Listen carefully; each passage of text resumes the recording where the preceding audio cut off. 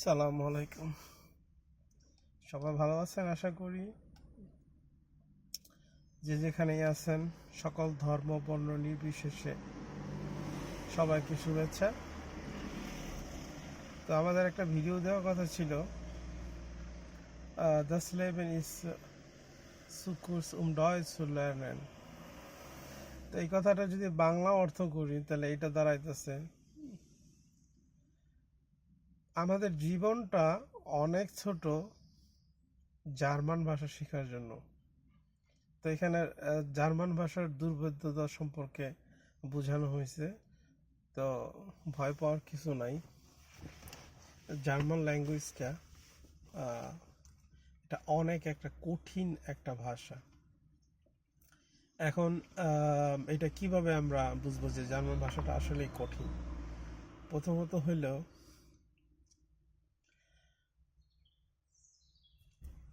যারা মনে করেন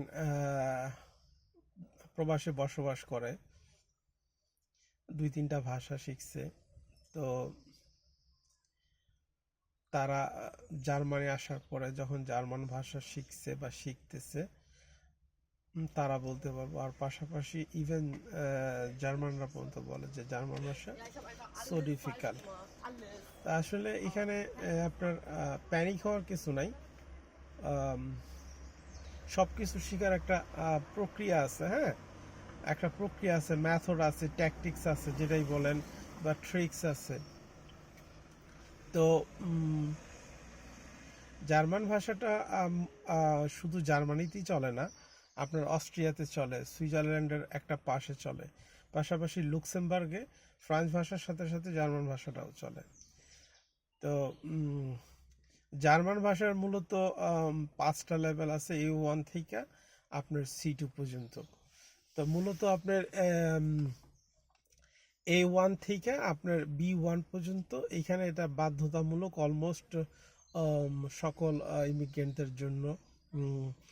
আপনার পেপার রিনিউ করতে গেলে, মানে ভিসা এক্সটেনশন করতে গেলে, অথবা মনে করেন জার্মান সিটিজেনশিপের জন্য আপনার B1 পর্যন্ত লাগবে। তো এখানে জার্মানিতে বলা হয় হাউস বিল্ডিং করতে মিনিমাম রিকোয়ারমেন্টস হলো ল্যাঙ্গুয়েজগত স্কিল লাগে B2। তো B2 হইলে মোটামুটি করা যায়। আর অফিস আদালতে যদি আপনি ভাষা শিখতেছেন, সেটা ডিপেন্ড করে আপনি কোন কোম্পানিতে জব করতেছেন, তারা কীরকম চায়। হ্যাঁ, তবে নর্মালি তো অফিস আদালতে C1 আর রিকোয়ারমেন্টস। তো এই হলো অবস্থা। তো এখানে মূলত জার্মান ভাষাটা, এই ভিডিওটা মূলত তাদের জন্য যারা বাংলাদেশে আছে অলরেডি, যারা জার্মানিতে আসতে চাইতেছে, বা যারা জার্মানিতে নতুন আসছে, যারা জার্মানিতে অলরেডি আছে, ভাষা জানে, শিখতেছে, তারা মোটামুটি একটা ওয়ের ভিতর আছে। তো এই জিনিসটা হইলো মোটামুটি জার্মান ভাষাটা শিখার, আপনি যদি বাংলাদেশে শিখেন, গোয়েতে ইনস্টিটিউট থেকে পড়তে পারেন, জার্মান বাংলা স্কুল থেকে পড়তে পারেন, অথবা আপনি অনলাইনেও পড়েও আপনি পরীক্ষা দিতে পারেন। কিন্তু জার্মান এম্বাসি শুধুমাত্র একটা স্কুল বলেন, ইনস্টিটিউট বলেন, সেটাকে সার্টিফাইড করছে জার্মান এম্বাসি বা জার্মান সরকার। এটা হলো গোয়েতে ইনস্টিটিউট। যেখান থেকে আপনি পড়েন, পরীক্ষা কিন্তু গোয়েতে ইনস্টিটিউটের মাধ্যমে দিতে হবে। তো এখন বাংলাদেশে আপনি থাইকা জার্মান ভাষা শিখবেন একরকম, আর এখানে আসার পরে জার্মান ভাষা শিখবেন, কিন্তু ভাষাটা কিন্তু একই। ঠিক যেমনই মনে করেন আপনি বাংলাদেশে থেকে আপনি ইংলিশ ভাষা শিখলেন, অথবা ইউকেতে, অস্ট্রেলিয়া বা আমেরিকা এসে ইংলিশ ভাষা শিখলেন, কিছুটা ডিফারেন্স আছে। এমন না যে আপনার ভাষা তারা বুঝবে না, অবশ্যই বুঝবে। তো বাংলাদেশে যারা পড়ালেখা করতেছেন, তাদের জন্য একটু জার্মান ভাষাটা একটু আয়ত্ত করা একটু কষ্টসাধ্য। কেন কষ্টসাধ্য? প্রথমত হইলো আমরা যারা জার্মানিতে অলরেডি আছি, আমরা কিন্তু জার্মান ভাষাটা শুনতেছি এবং বলতেছি, কিন্তু আপনারা যারা স্কুল, কলেজ বা ইউনিভার্সিটিতে বা ইনস্টিটিউটে যেখানেই জার্মান ভাষা শিখতেছেন বা বাসায়, তারা কিন্তু আপনার কিন্তু দেখা যায় আপনার বাংলায় পর্যন্ত বলতেছে। হ্যাঁ, টিচার বাংলায় বলতেছে, কিন্তু আপনি শিখতেছেন কিন্তু জার্মান। তো এইখানে ইভেন মনে করেন আমি যখন জার্মান ভাষায় স্কুলে গেলাম প্রথমে, আমি যখন জার্মান মনে করেন আমি ওর কথার আমি 2% বুঝতাম, তারপরেও কিন্তু আমি জার্মান ভাষাটা শুনতেছি। তো লিসেনিংটা হলো খুবই ইম্পর্টেন্ট, এবং স্পিকিং, হুম, স্পিকিং স্পিকিং খুবই ইম্পর্টেন্ট, পাশাপাশি কনভারসেশনের ভিতরে কিন্তু স্পিকিংটা পড়ে, হ্যাঁ, স্পিকিংয়ের ভিতরে কনভারসেশনটা পড়ে। তো আপনারা এখানে মনে করেন যারা জার্মানের বাইরে আছেন তাদের জন্য একটা মাইনাস পয়েন্ট হলো আপনারা কিন্তু শুনতেছেন না এত জার্মান ভাষা, আম, বলতেছেন না তো, ক্লাস করতেছেন গোয়েতে ইনস্টিটিউটে, ওখানে কিন্তু আপনি কিন্তু ওই বাংলাদেশি টিচার, বাঙালি টিচার আপনার বাংলায় বলতেছে, তো এখানে আপনার তো এখন ব্যাপার হচ্ছে যে আমরা শিখবো কিভাবে জার্মান ভাষায়। প্রথমত হইলো বেসিক কিছু জিনিস আমরা চলে আসছে। বেসিক জিনিসটা হইলো আপনি মনে করেন আহ, যে কোনো ভাষা শেখার জন্য আপনাকে প্রথমে ভার্ব শিখতে হবে। ভার্ব শেখা মানে হইলো জার্মান ভাষার যে কোনো ভাষার 80% ভাষা শেখা। এটা হইলো যারা 2-4টা ভাষা শিখছে তারা মোটামুটি জানে, বা স্কুল কলেজে গিয়া বা ইউনিভার্সিটি বা কোর্স করে ভাষা শিখছে তারা জানে। যে কোনো ভাষা শেখার প্রথম প্রক্রিয়া হইলো, প্রথম ধাপ হইলো আপনাকে ভালো শেখার জন্য জার্মান ভাষাটা, যে কোনো ভাষা আয়ত্তে আনার জন্য আপনাকে বেশি বেশি ভার্ব শিখতে হবে। যত বেশি ভার্ব শিখবেন তত বেশি আপনি ল্যাঙ্গুয়েজের দিকে আগায় যাবেন। এখন ব্যাপার হচ্ছে প্রথমত আপনাকে এবিসিডি শিখতে হবে।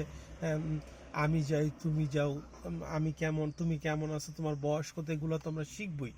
পাশাপাশি ভার্ব শেখার সাথে সাথে আপনাকে কিছু কমন ওয়ার্ডস আছে, মনে করেন জেনারেল কমন ওয়ার্ডস, যেমন মনে করেন কোথায়, কখন, গাড়ি, বাড়ি, এরকম মনে করেন 300-400 ওয়ার্ড আছে যেগুলো আপনি ইউটিউবে আপনারা সার্চ দিলে এগুলো পাবেন। তো আমি বেসিক্যালি যারা বাংলাদেশে আছে তাদেরকে আমি বলি আপনারা যেখানেই শিখেন আপনাকে অনলাইনে স্পেশালি ইউটিউবে আপনাদের প্র্যাকটিস করতে হবে। ইউটিউবে আপনি হোরেন মানে হিয়ারিং, লেইজেন হলো আপনার পড়া, আর স্পিকিং এটা হলো স্প্রেকুং বা মুন্দিগে স্প্রেকুং মানে মৌখিক যেটা ব্যাপারটা হচ্ছে ওইটা। তো এখন মনে করেন আপনার জার্মান ভাষা শেখার জন্য, যে কোনো ভাষা শেখার জন্য প্রথমে আপনাকে বেশি বেশি ভার্ব শিখতে হবে, এবং কমন কিছু ওয়ার্ড আছে যেগুলো আপনাকে বেশি বেশি শিখতে হবে। তো পাশাপাশি এখন অনেকেই প্রশ্ন করে আমরা কোন বই ফলো করব। প্রথমে আমি আপনাকে বলি যে বই থেকে ভাষা শেখা যায় না। হুম, বই থেকে ভাষা, আপনারা তো বলবেন এটা এটা কেমন কথা বললেন, তাহলে আমরা শিখবো কোথায়? আপনাদের বেশি বেশি যারা ক্লাস করতেছে তারা তো করতেছি না, আর বেশি বেশি আপনাদের ইউটিউবে অনলাইনে ভিডিওগুলো দেখতে হবে, কারণ এই যে আপনারা শুনতেছেন এবং ইংলিশে বলতেছে, অথবা প্রথমে তো জার্মান ভাষা বুঝবেন না, তো আপনারা যারা ইংলিশে ইউটিউবগুলো ভিডিওগুলো করতেছে তাদেরগুলো ফলো করবেন। হুম, এগুলা আপনার জন্য অত্যন্ত গুরুত্বপূর্ণ, বই পড়া গ্রামার থেকে শেখার জন্য। এখন আপনি ভার্বের ফর্মগুলো শিখতে পারেন, present form, present perfect form, তারপর আপনি মনে করেন পাস্ট ফর্মগুলো, এগুলো আপনি শিখতে পারেন বই থেকে। কিন্তু উচ্চারণের জন্য কিন্তু আপনাকে আপনি ইউটিউবে যেতে হইব, বা অথবা আপনি গুগলে দেখতে পারলেন। তো অনেকে হয়তো বলে গুগলে কিছু ভুল ত্রুটি আছে হয়তো, বা শব্দ আপনার অ্যাকসেন্টের ব্যাপারে, প্রোনাউন্সিয়েশনের ব্যাপারে কিছু কিছু আছে, কিন্তু মূলত আপনি স্টার্টিংয়ে আপনি কিন্তু গুগল ট্রান্সলেটটা আপনি ইউজ করতে পারেন মোটামুটি একটা ওয়ার্ডের সঠিক উচ্চারণটা। এখন আমি যদি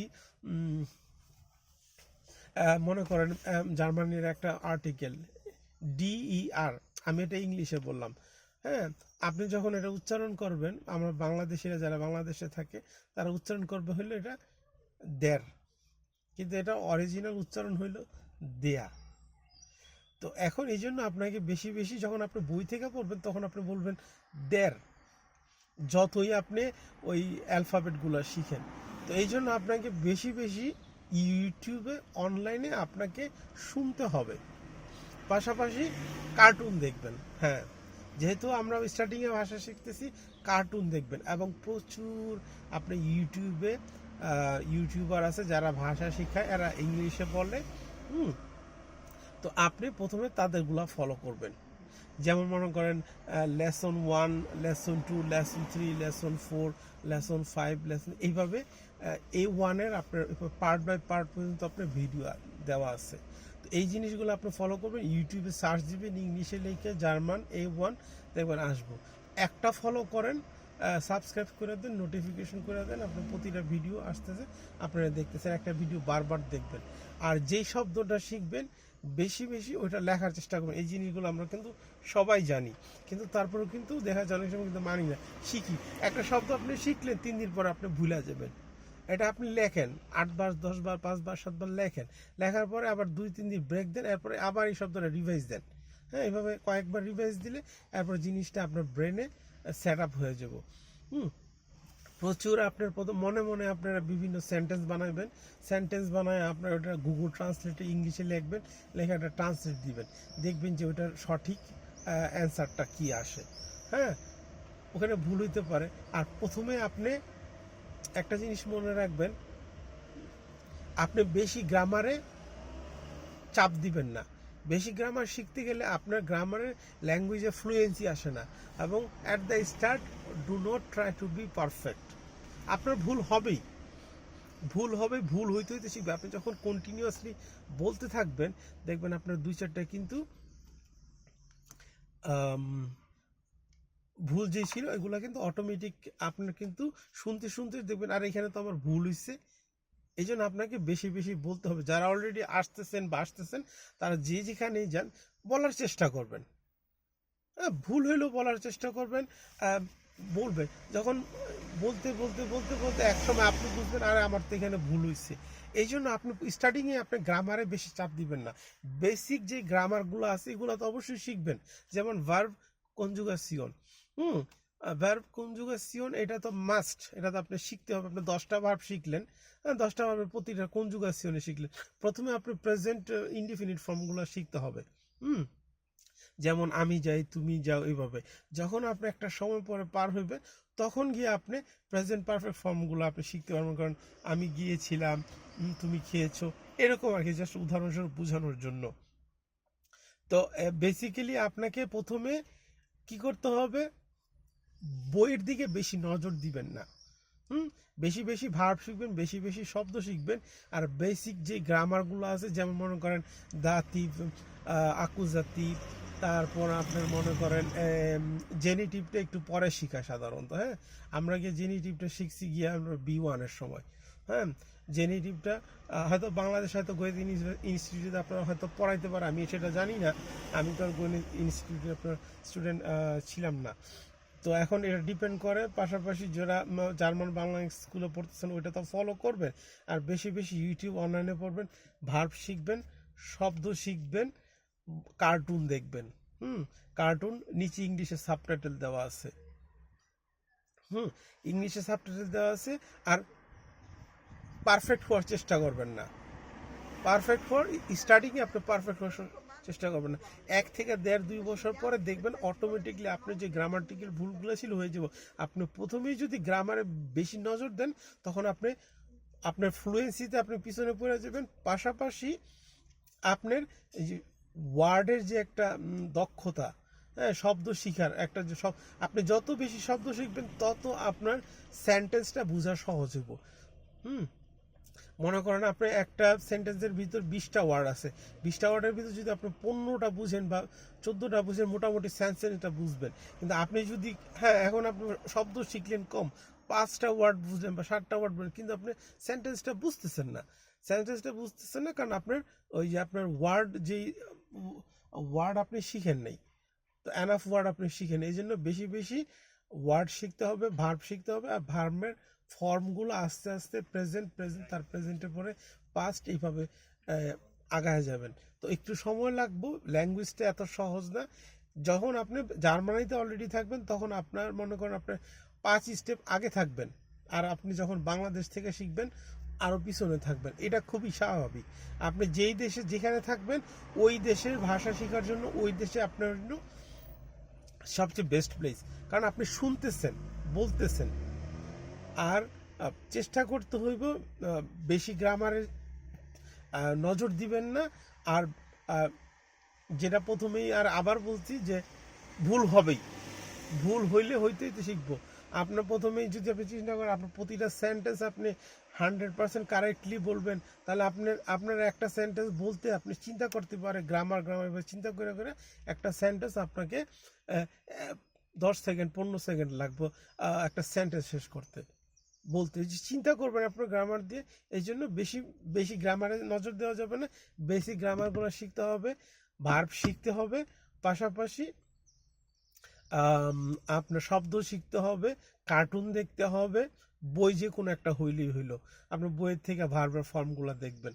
অথবা আমি যদি মনে করেন অ্যাসেন, অ্যাসেন মানে খাওয়া, আমি যদি গুগলে সার্চ দিই অ্যাসেন, অ্যাসেন কনজুগাসিওনে আসবো, কনজুগাসিওনে হলে ভার্বটা ভাইঙ্গা কীভাবে বলতে হইব, হুম, ফার্স্ট পার্সনের সাথে কিভাবে, সেকেন্ড পার্সনের সাথে কিভাবে, যেমন ইস এসছে আমি খাই, আবার যদি বলেন আপনি যে তুমি খাও, তখন বলতে হইব দু ইস্ট, এটা হলো ভার্বের কনজুগাসিওন। এগুলো আপনি যদি, আপনার বইও লাগবো না আমার হিসাবে, আমার যদি বলেন বই লাগবে, তারপরেও একটা মেন্টাল স্যাটিসফ্যাকশনের জন্য বই একটা পাশে থাকার দরকার। আপনারা যদি গোয়েদ ইনস্টিটিউট থেকে পড়েন, তাহলে ওইখানে যে বইটা কিনতে বলছে সেটা কিনেন। আর যারা আপনার মনে করেন ভাষা শিখতেছে, অনলাইনে শিখতেছেন, গোয়েদ ইনস্টিটিউটের বইটা আপনারা কিনতে পারেন, পাইরেট কপিটা। আসলটার একটু দাম বেশি, 1900 টাকার মতো, 2000 টাকার মতো। এনিওয়েজ, টিপস তো আপনাকে প্রথমে দেওয়া হইলো, বেশি বেশি অনলাইন ইউটিউব দেখবেন, কার্টুন দেখবেন, ভার্ব শিখবেন, ওয়ার্ড শিখবেন বেশি বেশি করে, সেন্টেন্স মনে মনে বানাইবেন, আর শুনবেন বেশি, যে যেখানেই থাকেন ল্যাঙ্গুয়েজটা শুনবেন, ফিল্ম দেখেন, কার্টুন দেখেন, যেটা দেখেন। বইয়ের থেকে ভাষাটা কম শেখা যায়, এটা আপনারা এখন বুঝবেন না, যখন একটা সময় পরে আপনি যখন জার্মানিতে আসবেন তখন আপনারা বুঝবেন। আর ভাষা শেখাটা হলো, আমি তো আগেই বলছি জার্মান ভাষাটা বেশ কঠিন, আপনারা একটা স্টেপ পরে গিয়ে বুঝতে পারবেন আসলে জার্মান ভাষাটা কঠিন। পাশাপাশি আপনার ইন্টেলিজেন্সের উপর নির্ভর করে আপনি ভাষাটা কতটুকু শিখবেন, কীরকম শিখবেন। তো ভালো থাকেন, সুস্থ থাকেন, যে যেখানে আছেন। আমার যদি ভিডিওটা যদি আপনাদের ভালো লাগে, লাইক শেয়ার কমেন্টস করতে ভুলবেন না। ঠিক আছে, আসসালামু আলাইকুম, সবাই ভালো থাকেন, আল্লাহ হাফেজ।